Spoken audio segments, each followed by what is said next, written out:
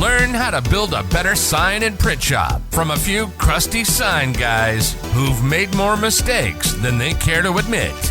Conversations and advice on pricing, sales, marketing, workflow, growth, and more. You're listening to the Better Sign Shop Podcast with your hosts, Peter Kourounis, Michael Riley, and Bryant Gillespie. All right, guys, welcome to the next edition of the Better Sign Shop Podcast. We're down a team member today. Sign Shop Yoda is on a galaxy far, far away. Something like that. I don't like that either. We're missing Peter today, so it's just Mike, the sign burrito king of California, Riley, and myself. We do have a special guest joining us today, a little later in the episode, so I'm excited for that. But to kick things off, Mike, what's new with you, man? Oh, not too much. Been a busy week for me. No progress on the house this week. My catalytic converters were stolen off of my truck, so it's been in the garage, so I haven't been able to Are you do serious? Oh, dead serious, yeah. It's awesome. Yeah. Meth heads are a problem in Oregon. Everything you hear on the news is true. Like just in your driveway, somebody came in the middle of the night, stole your catalytic converter? No, so it's been like 100 degrees here for the last couple of weeks. It's been like an insane heat wave. And for this remodeling project for our house, I just bought like a 18-year-old beater Nissan Frontier that I could use just as a work truck. And it overheated in this 100-degree weather. I was hauling topsoil in, and it overheated and left me alongside the roads. I just had my wife come pick me up, and I left it there thinking, okay, it'll cool down overnight. I'll come get it in the morning. We live out in the country, so I figured it'd be safe. And next morning, they stole my catalytic converters. They cut my fuel line and siphoned all the fuel out of my gas tank. They damaged my fuel pump, and the price, like $4,000 worth of damage to this truck. It's hardly even worth $4,000. Oh my gosh! And they stole your gas as well. Yeah, dude, straight up, just like drained. It was a full tank of gas too, and it's like bone dry now. But yeah, no, they did $4,000 of damage to this truck, and I don't even think the truck's worth that much. And so right now, I'm just waiting on the insurance company to pay me. I haven't had a vehicle in a week and a half, so no work on the house, which is fine because it really sucks doing landscaping at 100 degrees. So I guess I'm not complaining that much. But so that's what's going on in my life. Man, that's some redneck West Virginia shit right there. Oh, it's rampant out here in Oregon. Like every night on the news, there's some new article about catalytic converter thefts and like the new cottage industry. Like anybody who has a welder around here now is like making rebar cages to weld over people's catalytic converters so people don't steal them. Like it's like becoming a hot industry in Portland. That's crazy. But, yeah, it's next business idea right there. I know. Catalytic converter cages. Yeah, it's nuts. I had to call and file a police report for the insurance claim on it, and the sheriff's deputy that I talked to, he's like, "You're like the fifth one today that I've had to do this for." He's like, "It's pretty much all I do. It's just catalytic converter reports." Jeez. It's what you signed up for in the police academy, I'm sure. Yeah, it's awesome. Yeah. How's your week been? Well, I think the last episode I mentioned the previous week, the babysitter was sick. The babysitter is on vacation this week, so another lovely week of having all the kids at home, driving my wife crazy. Other than that, we're getting ready to travel out of town over the weekend, so we're looking forward to that. We're headed to Pittsburgh to visit my wife's brother. Pittsburgh's an awesome city. Yeah, I used to live up there for a time. But yeah, looking forward to that. You gonna go to Permanente Brothers and get a big pastrami sandwich? Yeah, a big sandwich, yeah. Great. I gotta make sure I keep with the dad bod here, so. Yeah, gotta work it. Yeah, I do like Permante's. There's a lot of great breweries up there too, so I might try to take in some of that. Nice. We'll have a safe trip. As safe as you can be in a car with a bunch of females. Oh, the video that you sounded posted on a little Facebook. Sexist, but yeah, I think that's going to be our next cease and desist letter. Will be somebody filing a sexist claim against you. Yeah, I did look at the analytics on Spotify, and it's 95% of listeners are male. Hopefully, we can change that in the future, but yeah, it is what it is. It was also kind of strange that it shows what music they listen to, and it was like Post Malone, and then the rest of it was superstar country singers. The Post Malone doesn't make sense. That's an odd fit with... Weird. I've not been in a shop. Obviously, I haven't been in very many shops here as of late, but I've not been in a shop where they're blasting Post Malone while they make signs, but Nah, that's weird. What kind of music you like? Garth Brooks and Post Malone? Okay. Yeah, so let's get into the topic today. Outsourcing. What did we title this one? Outsourcing Your Way to Freedom. That's a really ambitious title. I like that though. Yeah. It's got a ring to it. Yeah, that's going to sell some tickets, sell some seats. Today, we want to talk about outsourcing as a tool to improve your business and whatever improving your business means for you. Mike, where do we want to start on outsourcing today?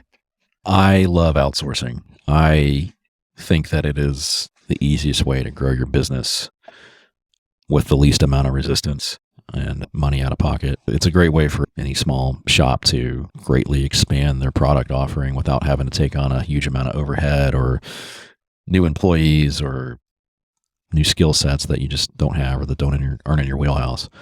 I'm amazed. I talk to so many shops left and right now, and I'm amazed at how many more shops are moving in this direction, and they're starting to focus on what they're really good at in-house and only doing that, and they're trimming back, and it seems like that's the trend right now, is to become as lean as you can in-house, focus on your core strengths, and then outsource everything else. When I sold my shop, going on 10 years ago now, there were some really good vendors out there for certain things, but it seems like now the marketplace for outsourced services in this industry is huge. And I think you can run an entire sign shop without ever getting out of your pajamas anymore if you align yourself with the right vendors. It's pretty amazing. I'm sure there's still some pretty gnarly vendors out there that aren't that great, but it seems anything you need in this industry now, there's somebody out there that's an expert in it that can wholesale it to you for pennies on the dollar compared to what it would cost you to manufacture it in-house. So leveraging those vendors and manufacturers would be a great way to really expand into new markets, offer services, or just make your operation leaner and get rid of some stuff that you do in-house currently. Yeah, I would love to run a side shop from my pajamas. That would be the dream. But yeah, if you're like Peter, I think he came into, I don't know if it was one of the podcasts, but he had the Hawaiian shirt on. So maybe you want to run your shop in your pajamas or your Hawaiian shirt or from the beach or whatever. That was the promise that we sold in a former life, right? Was, hey, dude, work from the beach, manage your shop from wherever you're at. So I definitely feel like that is more accessible and easier to do today. Why do you think that has become a trend? I think technology's gotten to a point where the project management and the communication is pretty streamlined with as good as technology is now, and systems for managing orders like that and remote customers. And I don't know. I want to say that maybe COVID has had something to do with it, although that's totally anecdotal and I don't know for sure. But I think COVID has really proven to a lot of people that you can work remotely. You can do a lot of things that you don't have to be in your physical building to do. So I think that's opened a lot of people's eyes to the reality that, hey, we can run a sustainable, profitable business by just outsourcing things, most things, everything. But I'm not sure. I'm assuming it's just a combination of a lot of things. Technology is getting better and better. Equipment's getting better, and people's eyes are open to, or maybe their minds are open to other ways of doing things. Yeah. I think COVID definitely has accelerated that. Obviously, there were quite a few shops that closed during COVID or went out of business. I think you've seen some consolidation after that. Of course, we talked to a couple of shops that have actually grown through COVID, which was a nice thing to hear on one of those calls the other day. But definitely, I think technology is kind of the leader of that, and being able to coordinate with your entire team via Zoom or text or email or Slack definitely facilitates working remotely. And I think working remotely also goes hand in hand with outsourcing. But, shops have been outsourcing larger projects for ages. In our old shop, we didn't do any electrical stuff, or the few projects that we did, we would outsource to one of the other local electrical sign companies that specialized in that. Did you guys do a lot of outsourcing back in the day or no? Yeah, not as much as I would have liked to. I think looking back, I should have outsourced more. My shop was almost the outsourcer, the wholesaler. I did a lot of wholesale work. And actually, Jeremy, our guest coming on here in a little bit, was one of my customers. I used to do a decent amount of wide format printing for him. So my business model was almost to be a wide format vendor to the sign industry where people could outsource. And we did a fair amount of business in that. And that's just the natural direction that my business took, especially after the economic kind of crash of 2008, 2009. In my market, it became much harder to sell expensive signs, electrical signs and hand carved signs, gold leaf, things like that. Even that's what I got into the industry to do. We definitely had to pivot pretty hard when the economy crashed and wide format really took over and had all this equipment sitting around. And I'd like to keep this running, even if it's for a little less money per square foot. So we carved out a pretty good niche in doing a lot of wholesale, like wrap printing and decals and whatever kept the printers running. And it was profitable and it was good for us. If I could go back in time, I'd probably have one printer in house for quick turn jobs. And that's it. There's so many good wholesale vendors out there now for anything that I think you'd almost be crazy to try and get into that side of the industry when you can outsource it for way less than you can produce it in house. So yeah, the economy was weird around that time for us. And I always struggled to find really great vendors. I had a few in my back pocket that I leaned on a lot, but like I said, like they're compared to who's out there now, what's about available now, like it wasn't that great Right. 10, 15 years ago.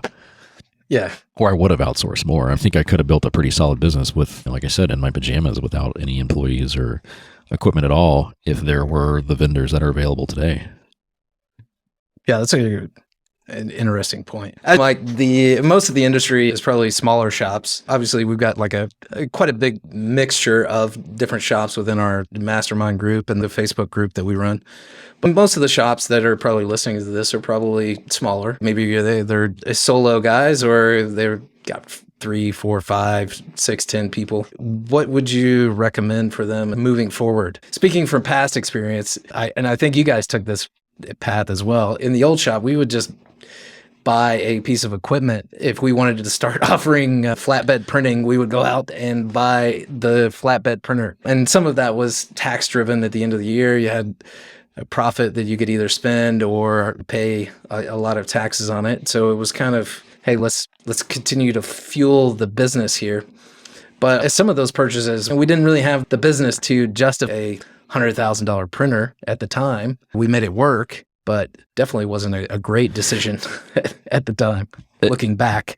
Yeah, that was definitely my experience too. Is like you end up with equipment because you just don't have a good source for that. That's how I ended up with a CET flatbed too, and that's why I'm now bald because of that printer. I'm amazed you still have hair in one. I think I got like that's the why I fourth said or fifth model after you did. That's better than the first one off the line like I got. Holy crap. Yeah, that's a big reason that I ended up with a decent amount of equipment was just because I've got customers begging me for this product, whatever it may be, and there's no good sources for it. Especially like when you get into flatbed printing and you want to move beyond just like foam core and corrugated plastic, and you want to start doing some of the cool stuff with it, like printing on fabric. Or like I had a customer, he had a dry cleaning business. He had 7 or 8 locations, and they did home delivery and home pickup, and they wanted some really cool like in-store displays, and instead of just making it like a retractable banner stand, we actually ran a bunch of 6-panel hollow core doors through our flatbed with their graphics on it, and we put door handles in the whole 9 yards, and that was their stand-up display in their lobby of all their dry cleaning stores advertising their home pickup and delivery. Because like they give you this bag and you hang it on your door porch. Yeah, that's pretty neat. So it was like it was a really cool way to do something tactile and dimensional as a retail POP type display. There's no way you could outsource that back then. And I guess it's debatable if you could even outsource it today, just given shipping on a bunch of doors. But stuff like that, it made it really difficult to outsource and to be able to offer those kinds of things. And if you want to set yourself apart from your competition and be the go-to place for customers when they've got some wild, crazy, harebrained idea, you got to have the equipment to do it. Is that a good strategy, or do you want to be that shop? I think we all do. And like being years removed from the shop now, I still feel that itch of like, I want to go back and make something or start a shop. That's a good question. Is that why? Is that, yeah, right. Is that a good business model? Yeah, I always enjoyed those projects, but if obviously I don't have the numbers in front of me, but if I go back and I like think through those crazy off the wall projects that we did like that, printing cornhole boards, like actual birch plywood, running it through the flatbed. Those were no doubt really cool projects, but I don't think we ever made any money on them. So I don't, we probably lost money on all those jobs. Yeah, and I guess that brings satisfaction, but obviously we're in business to make money. Right. Not stroke our egos.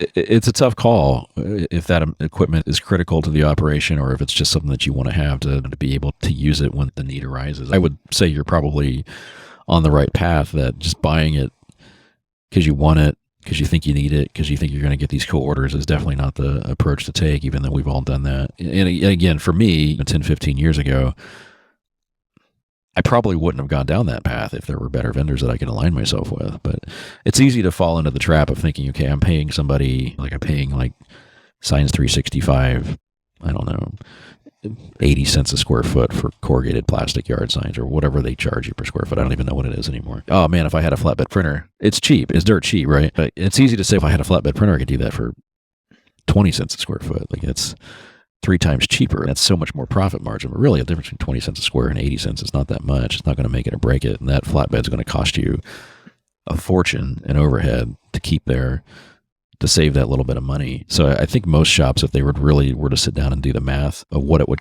truly cost to manufacture something in-house with overhead and staffing and maintenance and the whole 9 yards, financially, it makes a whole lot more sense to outsource most things, unless you're so big and your volume is so massive where then those pennies really count. But for the average shop, like, pennies don't matter. Like, they really don't. And getting caught up in the pennies is dangerous, yeah. I think. And I think it's easy to underestimate like the service and time involved. I'm sure like printers and equipment have gotten better over the years, obviously, but still, even if you look at a purchase of a big piece of equipment, like a router table or a flatbed cutter, flatbed printer, easily like $100,000 for something nice. You look at that as, okay, it's $100,000 and then we're good.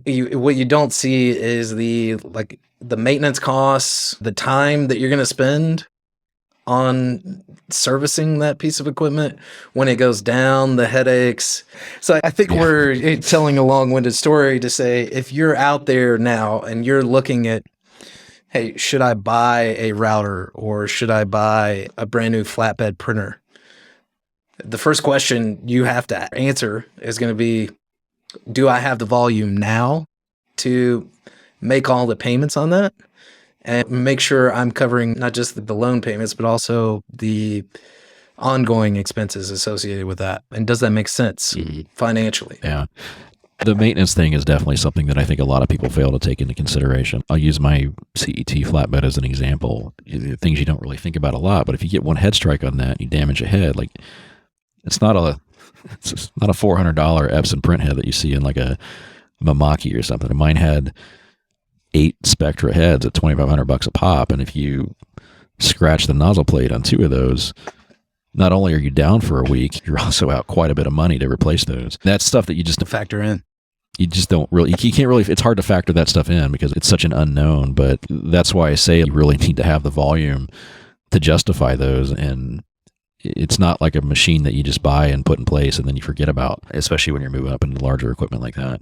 It's an ongoing, constant maintenance requirement, and maintenance on those things, the bigger the machine is, the more expensive they are to maintain and keep running.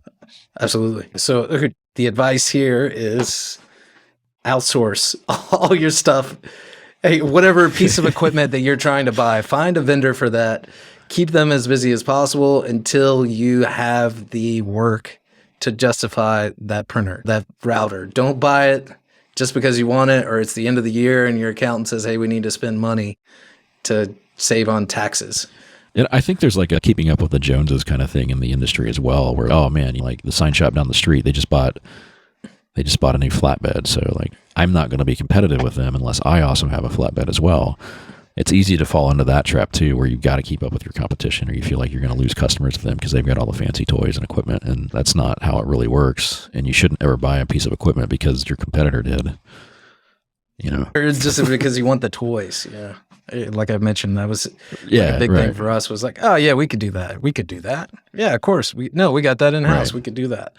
And I feel like we talk to a lot of shops where the strategy for a lot of them is, hey, we're a one-stop shop, and yeah, I think there's multiple ways to success. Obviously, like some shops have success with that model, but it is stressful. It's a lot of headaches for the owner. Doing so many different things, you really split your focus, and it becomes hard to be great at all of them. So not knocking you if you are a one-stop shop. That's okay. But there's different ways to have a successful sign shop. And I think that kind of leads us into what we're going to chat with our guest Jeremy about is what's the ideal shop for you? I think I could say this and it'd be true for you too, Mike, when I say it is like when we were coming up, it was like, hey, we got to grow. I want to have the biggest shop possible because that's how I'm going to make the most money or have the best exit or whatever the ideal was at that time. It was like bigger is better. I feel like that shifted some as well. That kind of goes back into what I think it was on our very first podcast episode. We talked about the business mentality of grow or die is kind of beaten into all of our heads. And this sort of goes hand in hand with that, where you feel like if you're not constantly moving forward and growing and expanding your business, then you're doing something wrong. If your sales aren't always going up by 20% every year, you're doing something wrong. And that's not necessarily the case. And that's a really bad rut to fall into. It will compel you to buy equipment that you don't need, bring on services and staff in-house that you don't need in pursuit of this growth goal, which growth isn't bad, but like we talked about in that first episode, you got to manage it aggressively. And outsourcing as much as possible is one way to really control that growth and keep it on track and keep it from just spiraling out of control where you're buying tons and tons of equipment that you don't necessarily need or that you'd be better off letting somebody else buy in wholesale to them. So my next question for you is, what can't you outsource or what should you be outsourcing? What's our saying in the group that we have? JFFI? Just JFFI, just fucking Fiverr it. I love Fiverr. It has its place. No, I think that question is going to depend on the individual shop owner and what their core product offering is that they produce in-house and, you know, what all the ancillary things are that their customers are asking them for that they maybe don't do in-house. But things that are really commoditized in our industry now, wide format printing in general, I think falls under that. To me, I can't imagine trying to have a big roster of roll-to-roll equipment in-house, trying to print wraps and decals and things like that. Print quality is important, but honestly, like I guarantee you there's a wholesaler out there that can print better than anything you can print in-house, more accurately, faster, and just as cheap per square foot. It's just one of those things that let somebody else do it. Somebody who does it all day, every day is going to do it better, faster. There's no reason to try and print. Do you have any recommended vendors on that, aside from the obvious like Science 365? Science 365 was like the only one back in the day that I used. There were a few like smaller shops here and there, but I don't know how Science 365 is doing. I haven't used them in years, but I used to love those guys. They had a great online portal for ordering. It was really easy. Their product offering is pretty cut and dry. They don't get anything super custom and stuff, but for corrugated plastic and basic self-adhesive vinyl, banners and stuff like that, like they're great. They generally get the product to you in 1 to 2 days. Your customer will never know you outsourced it. So vendors like that are fantastic. Used to outsource a lot of channel letters to like Direct Sign Wholesale and Econo Channel. Both of those guys are still around doing well, but honestly, so far removed from the actual like sales and manufacturing side of the industry now, I really don't know who the good vendors are anymore. But everybody that I talk to that's outsourcing, they've all got a list of heavy hitters in their back pocket that they rely on regularly. Do most of your signed design clients, are they outsourcing stuff like channel letters, or are they're manufacturing themselves? Most of my design clients are larger sign shops that are electrical shops. Most of them occasionally outsource work, but more like as an overflow type thing and not as like a core product offering. If you're trying to compete in the electric sign business and you're trying to do any sort of volume at all, you need to build stuff in-house too. Although I do have one client who has, I think they've got 10 or 12 installers and a fleet of trucks and everything, but they don't actually manufacture anything in-house. They outsource it all. And they're super successful and they do really well. And then I've got other shops that just outsource the random channel letter sign here and there to keep their shop floor unclogged with commodity, where like in the electrical sign industry, a set of channel letters on a raceway is pretty much the same as commoditized in the same way that a banner is for a vinyl shop. Yeah, there's that's something you can easily outsource. 1,000 different vendors for that. And you can't really screw up a set of channel letters either. Like they're pretty basic and simple. So most of them try to focus on their core competencies in house, which is the fabrication stuff and really doing a good job with that. And anything that's just cut and dry type signage, they usually outsource just to free up the production floor, which is another great reason to outsource too, not necessarily just to expand your product offering or get into new markets, but just as overflow. That's the majority of my design work is just overflow work out of people's art departments that they're too busy to handle certain jobs in-house. So they need to offload some of that. Not that they're outsourcing all their design to me. I'm just getting a portion of it when they're too busy to do it in-house. So keeping your staff free to focus on what they do best is another really good. I think that's a great point. I think it's definitely understated as well. Yeah. How many guys did we talk to on the mastermind calls where like, hey, we've got more work than we can handle right now? Yeah. And they're having a hard time finding employees too. That's obviously something that everybody's struggling with is finding staffing. And after COVID, staffing up is becoming a really, really difficult challenge to overcome for, I think, everybody in this industry. I don't think I've talked to anybody who's, oh yeah, having a great time hiring people. Everybody's not enjoying that process. Like it sucks. It's hard. So yeah, just out of necessity because you can't staff up or you want to run a lean crew in-house. Outsourcing is a great way to allow you to do that theoretically without sacrificing quality or having to charge your customer more. So I like those points, Mike. And I think that kind of naturally leads us into our conversation with our guests. All right, so welcome to our guest, Jeremy Seegers. Mike, since Jeremy was a former customer of yours, why don't you give him the introduction, give him the rah-rah, bring him on. Yeah, so we've got Jeremy Seegers with the Sharp Mill Graphics with us today. Yeah, I did a little bit of wholesale printing for Jeremy way back in the day. Gosh, what was that, like at least 10, 12 years ago, 15 years ago?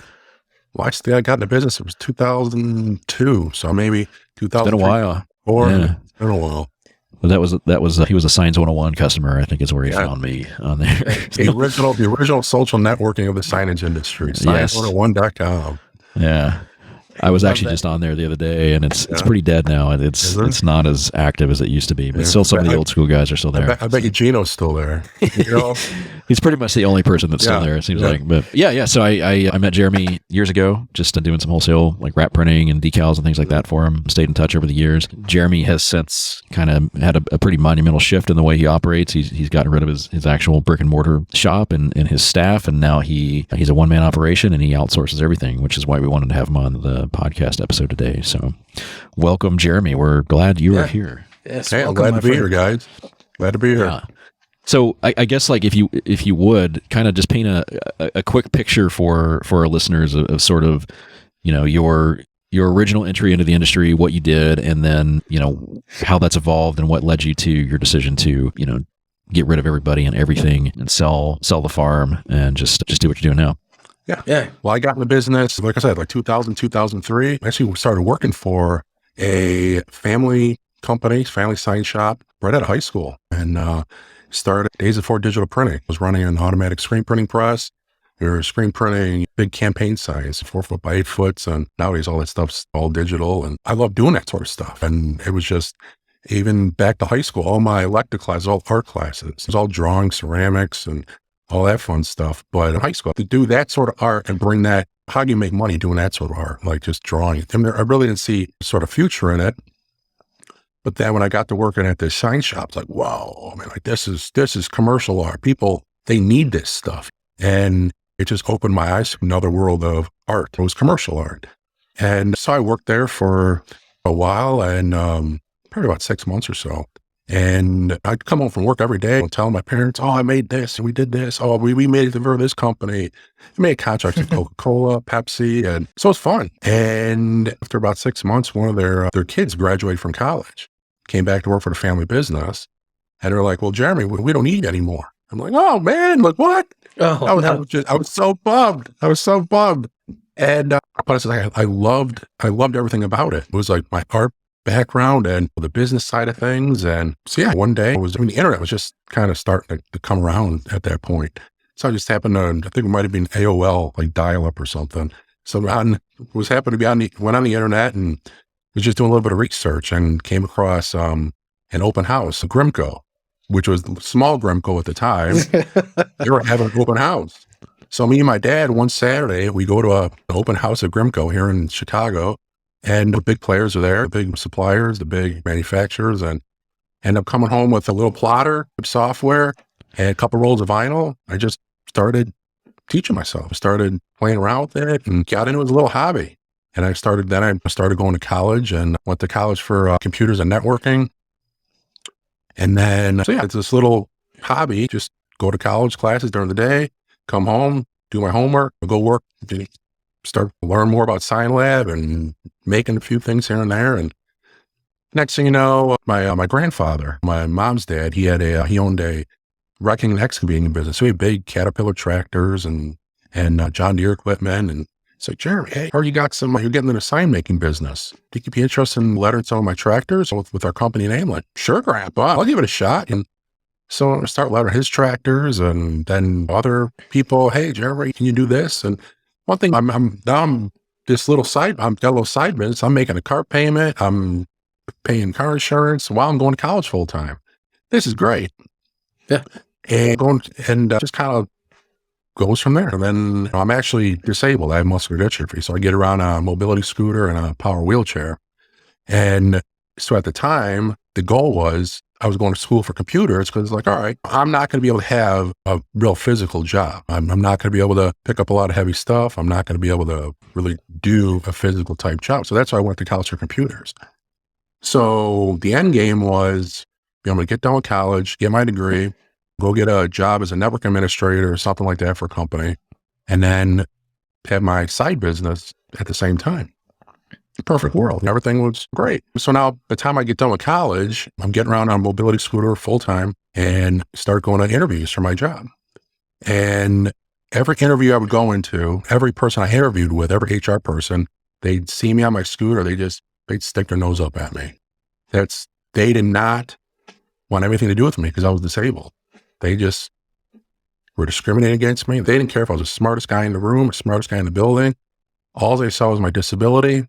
And it was heartbreaking. And I can imagine for a good solid year, I interviewed trying to get a job with my degree.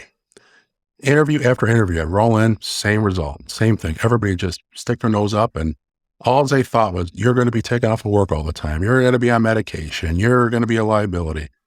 And I did this for a good solid year. But in the meantime, on the side, I'm still building my business, my science and graphics business, around my disability. That's still growing. Nobody cared about my disability. Everybody just cared about building a relationship with me and how good a work I did. They didn't care if I was disabled or not. So after a good solid year of interviewing, I sat down with my parents and went, guys, nobody's going to give me a shot with my degree. Nobody. I've been doing this for a year. And at that time, I told them, like, I'm just going to run with my business that I know I can thrive at, that's built around me. And that's what I did. And I've been doing this now, 20 years later, and I'm a nationally certified disability-owned company with an organization called Disability N. I got a state of Illinois certification as well, and doing work with large companies, small companies, medium-sized companies. And yeah, so that's pretty much that in a nutshell. But then once kind of, over the years, you hire employees, you train them to get them to be right where you want them to be. And then you trust them to do what you need them to do, but then they up and quit on you. And you got to start all over, trying to find someone again. And I got sick of doing that. I wear so many hats. I got gray hair underneath this hat. It's just tons of gray hair. I've got streaks going through here, man. Yeah, the hair on you. Doing it. Over the years, it's just something had to give. I was wearing so many hats. I could still run equipment. I get around mobility. So I put more miles on my scooter than most people would do just walking around.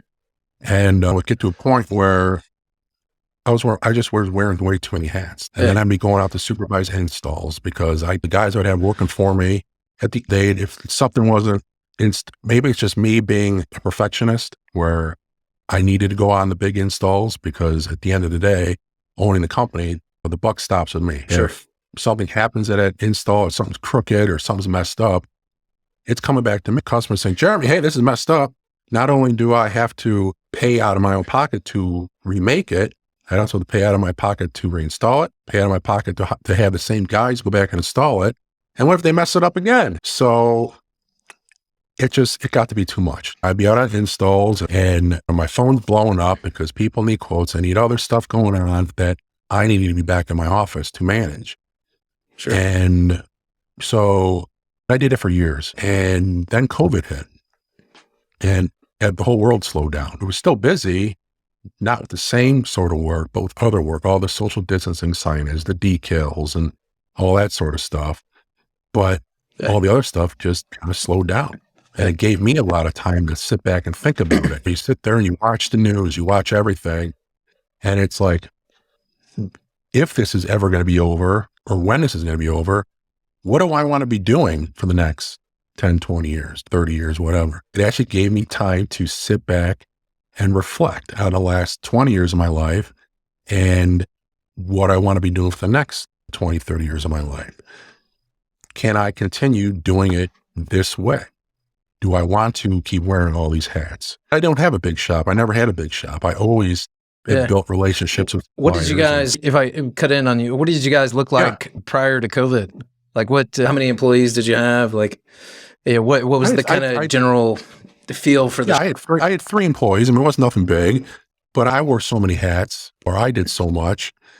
And I had subcontractors that I relied on for fabricating big signage, who also had bucket trucks. So I'd hire them to go install. So I didn't have to have all that. What equipment did you guys have in-house? Digital printers, plotters, laminators. Kind of the standard signage. Yeah. So I didn't need to invest in that other stuff because I had relationships with subs that had it already. They made the big investments and all that. And over the years, there's been a lot more dependable subcontractors, wholesalers, whatever you want to say. That's all they do. They invest the millions of dollars in the equipment where why should I do it? I can call up, like, for instance, like TJ, I think it's GCI Digital Imaging, GCI Digital Imaging, they're out of Ohio. He's buying new equipment like every other week, and he gets it to me in a couple days. Or Science 365, all these companies, they just deal with guys like us who have the experience, and we know what we're doing. They don't have to deal with the end user. They just have to make it, print it, ship it. It's just, I see their mindset, why they're doing it. And so why should I have had to invest in all that equipment, all that overhead, and when it didn't make any sense? If we go back to, like, what was the tipping point for you? We hit COVID, things slowed down. Yeah, well, it just gave me so much time to reflect.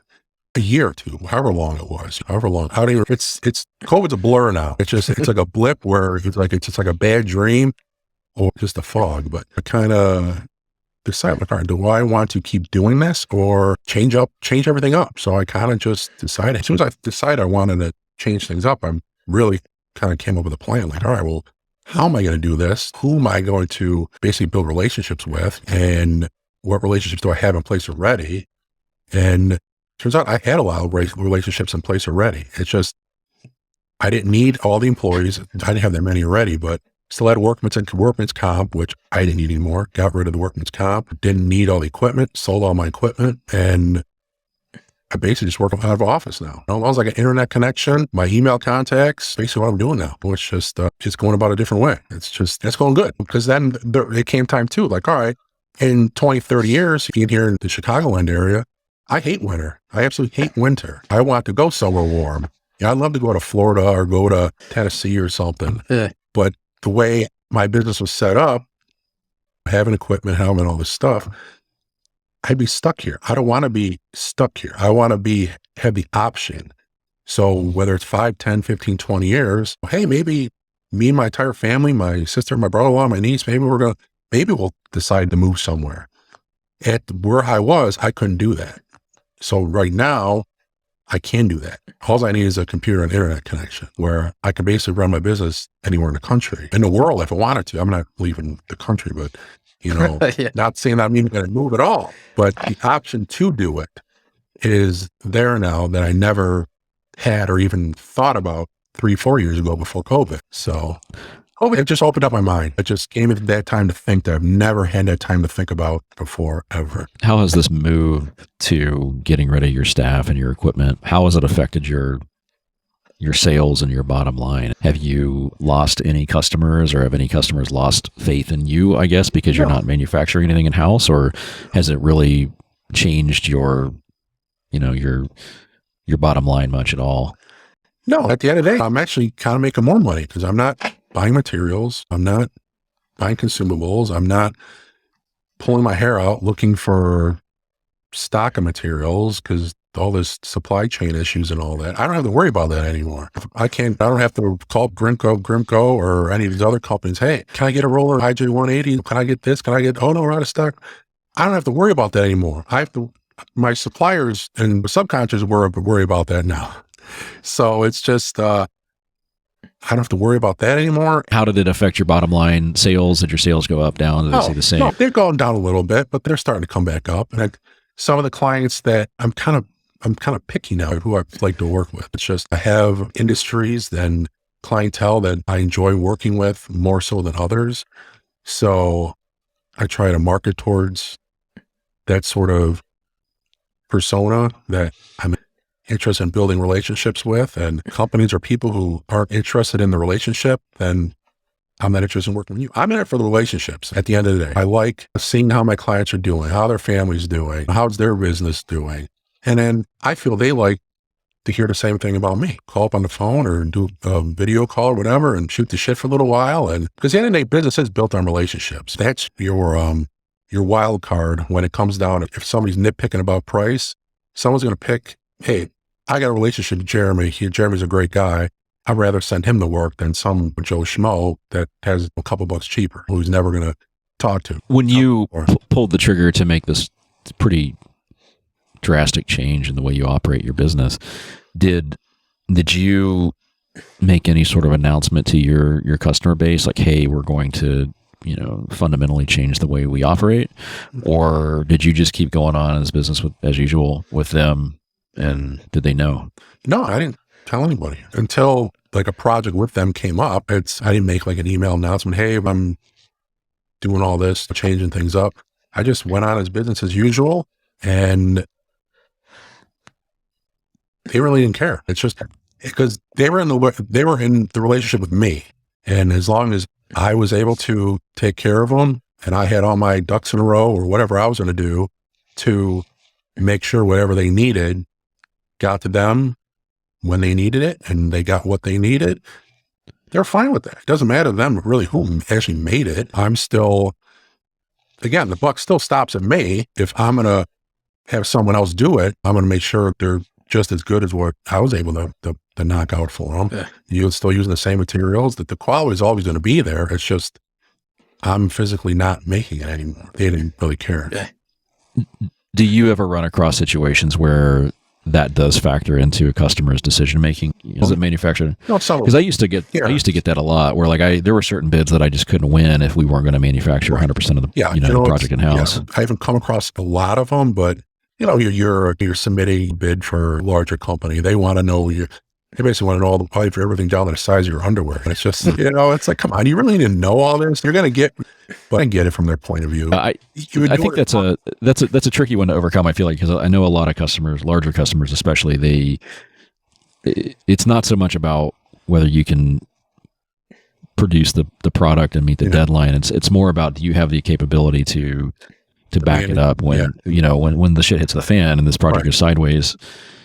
Will your vendor be there to to make sure this still goes through on time? Right. That's why picking and choosing solid relationships with suppliers and vendors, that's top of mind all the time. I'm not going to go with someone just because of the cheapest price. I pick my relationships with my suppliers and vendors just as if I pick my clients or my clients pick me, because I know if that's a good point. I think for all these guys listening on the podcast, I don't know that we would recommend like a total shift like that, but outsourcing is oftentimes a dirty word with customers and clients. Like, hey, we're not going to do this in house, and I think that's changing a little bit, or it seems to, at least anecdotally. But yeah, I was definitely curious about that when Mike was asking those questions. It's different strokes for different folks. I wouldn't recommend what I'm doing for everybody. Some people, it all depends on what you need or want out of life. I personally, I don't need the big giant shop. I don't need the millions of dollars worth of equipment. I don't need all the big employees, the big overhead, the big nut to crack every month. I'm content with what I have and what I can grow and then still be able to sleep well at night and not have to worry about all those giant overhead bills. I would like to travel more and do more stuff where I don't have to be worrying about all that. There's nothing wrong with all that. That's perfectly fine. Sure. Talk to me about the transition process. Like, hey, today I decide like totally shifting my business. How long has that taken you from the time that you made the decision? Well, when I first started, kind of when I started getting into it, the first thing I was doing was just building a new website. I had a new website built kind of where, everything's kind of supplier based, or there's nothing that's totally custom that I guess you can say that's in there. Still do custom stuff. My portfolios, all have custom stuff in them, but a lot of it just whatever some suppliers are providing. So mainly geared towards the medium to Fortune 500 companies where they need promotional products. They need business cards. They need flyers where they need a lot of it so not necessarily custom, but then I'll still offer the custom dimensional letters, dimensional logos on a wall or whatever that I'll get from a supplier. Another site is that I'll get from a supplier, but kind of just switching gears from, hey, everything's custom. Hey, we make everything custom in-house, to getting away from that. And that took a little bit of work, but still, I got to build out some more pages on the website and get some more traffic to it. I don't have a lot of pages on there. Google likes more content. So work with my web developer to feed the machine. To get that going. And yes. We got to get blog posts going and all that stuff. And it's like, I'm not as busy. It's like I'm busy, but I'm a different busy now. I'm not worrying about the employees. I'm not worried about making stuff. I'm not worried about all that, but I'm more focused on the marketing side. Oh, wait, now we got to do more website pages. Hey, we got to do more social media. So now I'm wearing more of a marketing side of the hat as opposed to before. I didn't have time to do any of that stuff. Yeah, so that's a good shift. I wasn't really thinking about that. So we've harped on that on some of the other episodes of the podcast, the need to get out of the production mindset and into that business owner, marketing, sales side of it. Right. So I got a perfect line. I spent too many years working in my business and not enough years working on my business, meaning the marketing side and all that sort of stuff. And now I do have time to do all that. So your new model is very dependent upon the different vendors that you're working with. How are you, what's your model for vetting these guys, or, how are you finding new vendors? Well, I'm actually I joined an organization called I Promote You. They're one of the largest promotion product companies in the country. They're a top 40 company, and I'm an affiliate of them. Basically, they have their own system in place. They got buying power. They got buying power with all the big suppliers for promotional products, and they do financial backing too. Any purchase order I have, they handle it all. So if customer comes to me with a $100,000 order, I don't have to basically bankroll that, pay the supplier up front, and wait for them to get paid. I Promote You will pay, and then I'll get paid when they get paid. So I don't have to go get a line of credit. I don't have to rack up credit card bills. I don't have to do any of that, which is great, because being a certified disability company, I do have the opportunity to get in the doors of a lot of large companies with supplier diversity goals, and they all have net 30, net 60. Some even have net 90 days. I can't bankroll these large purchase orders for that long. There ain't no way. And I don't feel like I should have to finance them either. And so that was a kind of a big hurdle to get over, but I'm there. I'm doing it. It's a good partnership with them. But then other suppliers, like on the signage side, being in the business so long, I've acted as Signs 101 days. Some were in there. Now these Facebook groups, there's a couple good Facebook groups that have suppliers on there, and build relationships with them too.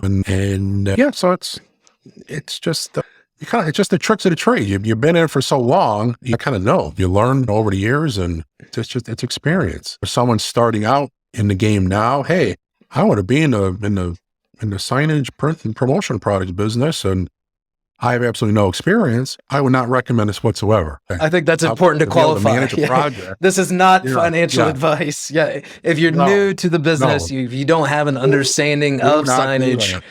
Do not do this. No. Yeah, I do not recommend it.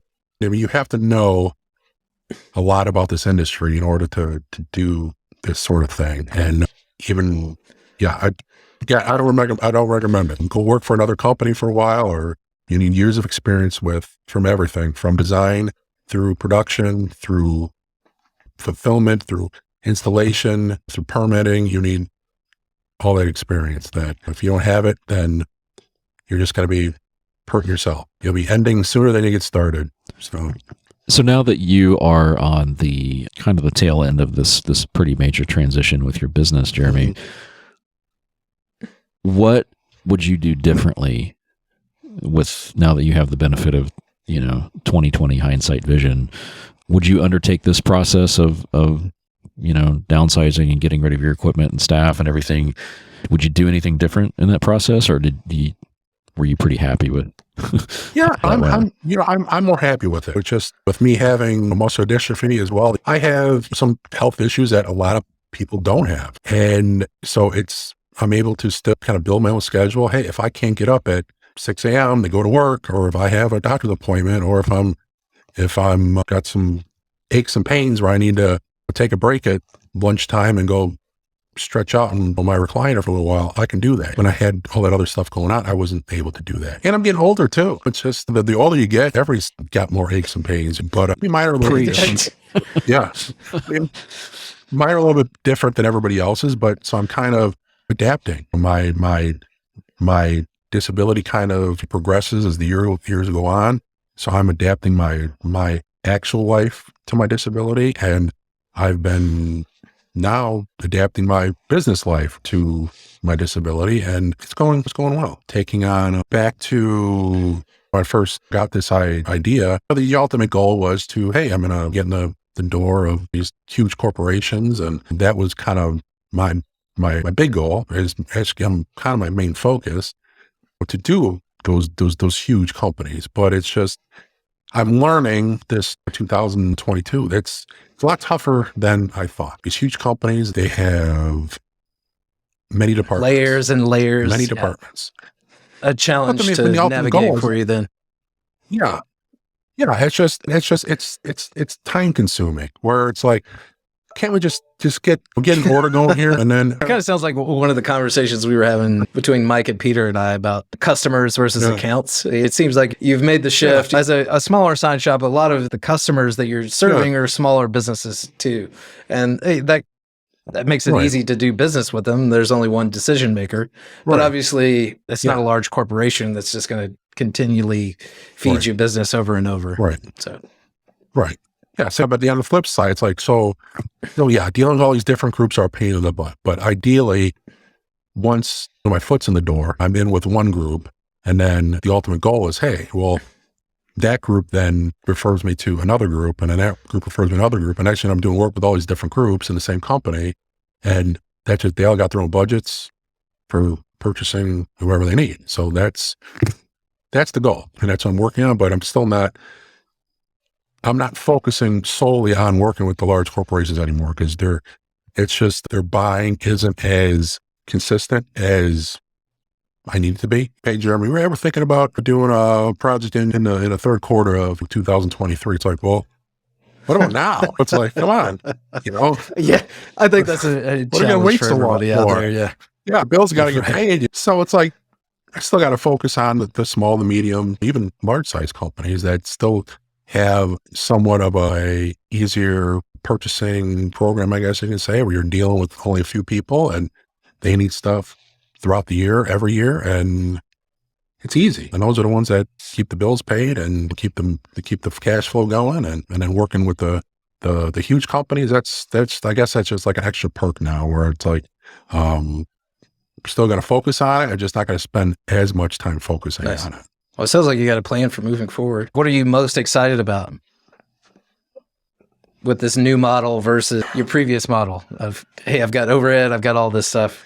Once I have like a good system, once I get the marketing in place, or I can get systems in place, because for me right now, it's just about marketing. It's just about spreading the word, building more relationships, where the new relationships come in and they're built on my new kind of platform here, where I can kind of streamline everything, and I have the relationships in place. I have back-end financing in place. I have everything in place to be successful. It's just bringing in more clientele to keep that rolling and growing. And I'm not saying I'm never going to hire any more people again. I'm just going to hire them in different roles. I'm not going to hire them for production. I'm not going to hire them for that. I'll be hiring them for like being like an account manager or to manage or maybe salespeople or something like that, where it'll be a little bit different. So you're not role. cool. Yeah. Well, I really appreciate you jumping on with us, Jeremy. I've always really admired like your branding and like the marketing that you do. I think your site is a good example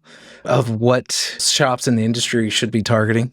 But I think this is a great story, and I really like this transformation of like, hey, what I had previously wasn't working for me, so I changed it, and now the business is built around your lifestyle instead of like us building our lifestyle around the business. I think that's the big point that you drove home for me today. Anyway, is if you're a shop owner and you're stressed out, you've got all this overhead, you're working too many hours, you don't enjoy it, make a change. Start building the business around your lifestyle. Yeah, there has to be an end game for everybody. Where do you see yourself in 20, 30 years? Are you going to sell your company, or are you going to do something else? Do you want to travel more? Do you want to spend time with your family more? It's just, yes, you want to be successful, but there's always a price on success. There's always, you're losing something somewhere. If you want to keep growing and growing and growing and growing,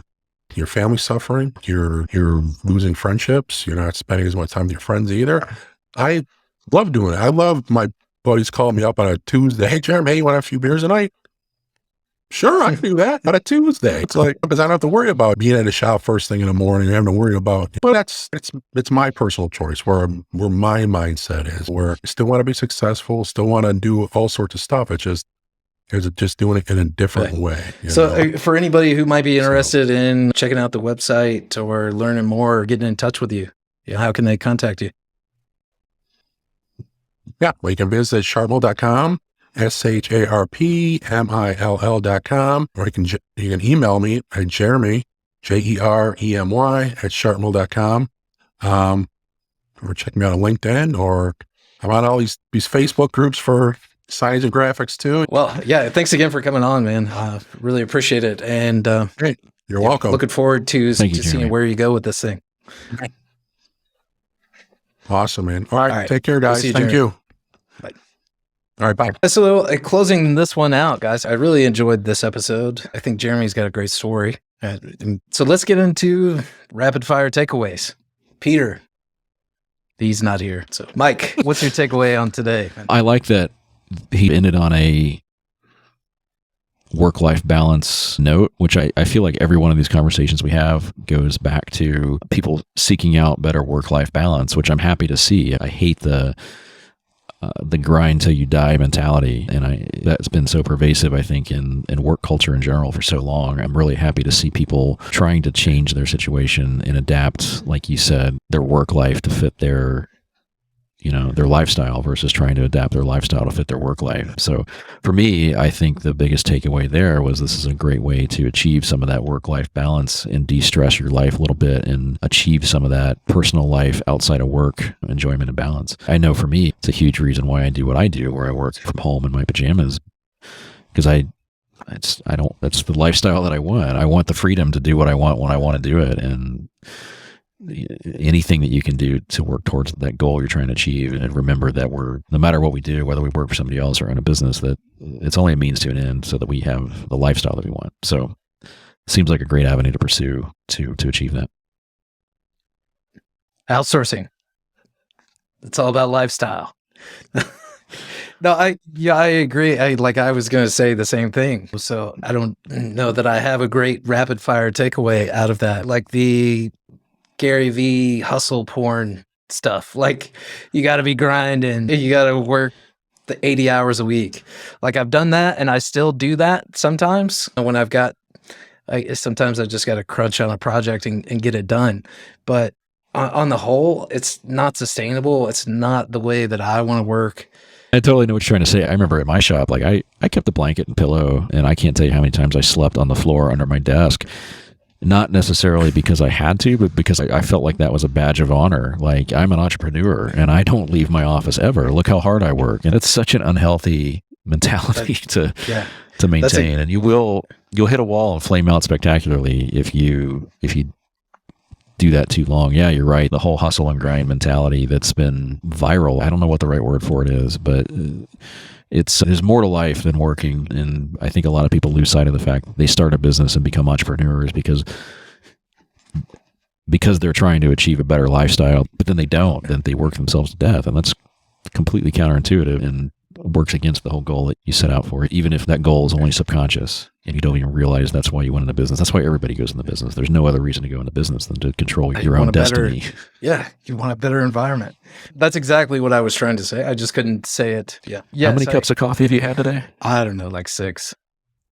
No, it's like 4. Just need an IV. Just pump it into your veins at this point.